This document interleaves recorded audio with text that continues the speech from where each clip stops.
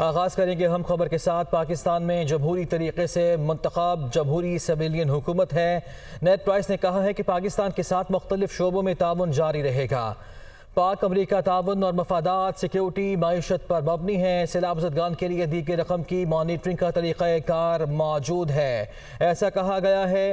ترجمان امریکی وزارت خارجہ نیڈ پرائس کی جانب سے وہ کہتے ہیں کہ پاکستان میں جمہوری طریقے سے منتخب جمہوری سویلین حکومت ہے۔ پاکستان کے ساتھ مختلف شعبوں میں تعاون جاری ہے۔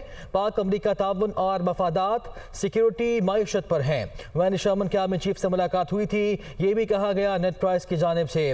سیلاب زدگان کے حوالے سے انہوں نے کہا کہ سیلاب زدگان کے لیے جو رقم دی گئی ہے اس کی مانیٹرنگ کا طریقہ کار بھی موجود ہے۔ امریکہ اور یو ایس ایڈ کے نمائندے متاثرہ علاقوں کا دورہ کر کے رپورٹ پیش کرتے ہیں۔ ترجمان امریکی وزارت خارجہ نیڈ پرائس کی جانب سے کہا گیا۔ پاکستانی حکومت کے حوالے سے انہوں نے تبصرہ کرتے ہوئے کہا کہ پاکستان میں جمہوری طریقے سے منتخب جمہوری سویلین حکومت ہے۔ پاکستان کے ساتھ مختلف شعبوں میں تعاون جاری ہے۔ اس کے ساتھ ساتھ نیڈ پرائس کی جانب سے یہ بھی کہا گیا کہ وین شرمن کے آرمی چیف سے ملاقات ہوئی تھی اور سیلاب زدگان کے لیے دی گئی رقم کی مانیٹرنگ کا طریقہ کار بھی موجود ہے۔